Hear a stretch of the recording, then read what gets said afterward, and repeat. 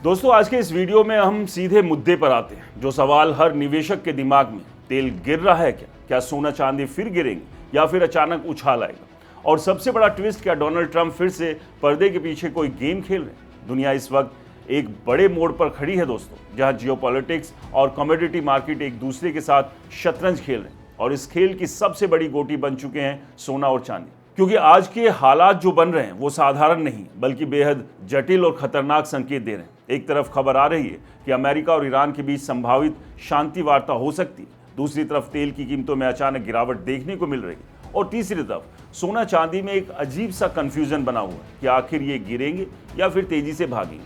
अब अगर हम ताजा डेटा देखें तो इंटरनेशनल मार्केट में गोल्ड लगभग 4780 से $4800 प्रति औंस के आसपास स्थिर बना हुआ है और हफ्ते में लगभग 0.9% की बढ़त दिखा रहा है। वहीं सिल्वर भी हल्की कमजोरी के बावजूद ऊपरी लेवल बनाए हुए। भारत में MCX पर सोना करीब 1,54,000 प्रति 10 ग्राम और चांदी भी ठीक ठाक स्थिति में ट्रेड कर रही है। लेकिन असली खेल यहाँ कीमतों का नहीं बल्कि कारणों का है, क्योंकि मार्केट अब युद्ध नहीं बल्कि युद्ध खत्म होने की उम्मीद पर ट्रेड कर रहा है। और यही सबसे खतरनाक स्थिति होती है, क्योंकि जब बाजार उम्मीद पर चलता है तो उसमें सबसे ज्यादा वॉलेटिलिटी आती है। अब समझिए कि जैसे ही खबर आई कि इजराइल लेबनान के बीच 10 दिन का युद्ध विराम हुआ है और अमेरिका ईरान बातचीत कर सकते हैं, उसी समय कच्चे तेल की कीमतों में गिरावट आई। ब्रेंट क्रूड करीब $98 और WTI करीब $93 तक फिसल गया। और ये गिरावट इसलिए हुई क्योंकि मार्केट को लगा कि अगर युद्ध खत्म हुआ तो सप्लाई फिर से बढ़ेगी, खासकर स्ट्रेट ऑफ हॉर्मुज खुल सकता है, जहां से दुनिया के तेल का बड़ा हिस्सा गुजरता है। लेकिन यही सबसे बड़ा ट्विस्ट है,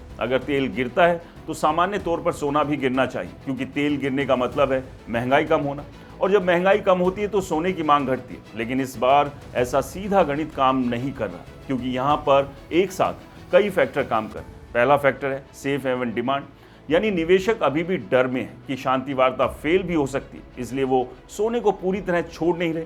दूसरा फैक्टर है डॉलर, अगर डॉलर मजबूत होता है तो सोना गिरता है, और अभी डॉलर में मजबूती देखी जा रही है, जिससे सोने का दबाव बना हुआ है। तीसरा फैक्टर है ब्याज दरें, अगर तेल गिरने से महंगाई कम होती है तो अमेरिका का फेड रेट कट नहीं करेगा, और अगर रेट कट नहीं होगा तो सोना दबाव में रहेगा। यानी साफ शब्दों में कहे तो मार्केट दो हिस्सों में बटा हुआ है। एक कहता है युद्ध खत्म होगा तो सोना गिरेगा, दूसरा कहता है तनाव बना रहेगा तो सोना उछलेगा। अब यहाँ पर आता है सबसे बड़ा सवाल, क्या ट्रंप कोई चाल चल रहे हैं?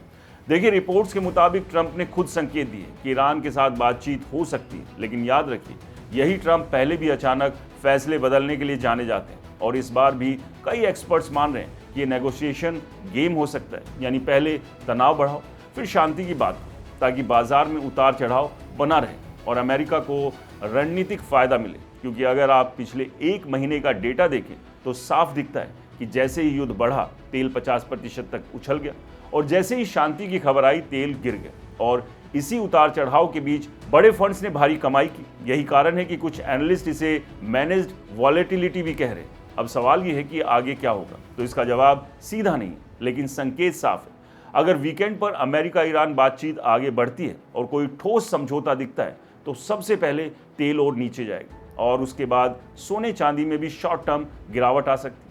लेकिन अगर बातचीत टूटती है या सिर्फ दिखावा निकलती है तो अचानक से तेल फिर उछलेगा और सोने चांदी में जोरदार तेजी आ सकती है, क्योंकि अभी भी वैश्विक स्तर पर ऊर्जा संकट का खतरा पूरी तरह खत्म नहीं हुआ, और हॉर्मुज स्ट्रेट अभी भी पूरी तरह सामान्य नहीं हुआ, जो दुनिया की लगभग 20% तेल सप्लाई को प्रभावित करता है। अब एक और दिलचस्प बात समझिए, पिछले कुछ दिनों में हमने ये भी देखा कि कभी तेल गिरने पर भी सोना बढ़ गया और कभी तेल बढ़ने पर भी सोना गिर गया। इसका मतलब यह है कि मार्केट अब डायरेक्ट लॉजिक से नहीं बल्कि मल्टी फैक्टर गेम पर चल रहा है, जहां हर दिन नई खबर दिशा बदल सकती है। और यही कारण है कि निवेशकों के लिए समय सबसे ज्यादा रिस्की भी है और सबसे ज्यादा मौका देने वाला भी। अगर हम एक्सपर्ट्स आउटलुक देखें तो कई एजेंसियां मान रही हैं कि गोल्ड $5,000 प्रति औंस से ऊपर भी जा सकता है, भले ही शांति वार्ता हो जाए, क्योंकि जियोपॉलिटिकल रिस्क पूरी तरह खत्म नहीं हुआ। वहीं कुछ ट्रेडर्स का मानना है कि अगर फेड रेट कट नहीं करता है तो डॉलर मजबूत रहता है, तो गोल्ड 8 से 10% तक गिर भी सकता है। अब अगर इसे एक लाइन में समझे तो तेल गिरने का मतलब हमेशा सोना गिरना नहीं, बल्कि इस समय सोना डर और उम्मीद दोनों पर एक साथ चल रहा है। और यही वजह है कि बाजार में आने वाले 7 से 10 दिन बेहद इंपॉर्टेंट होने वाले हैं।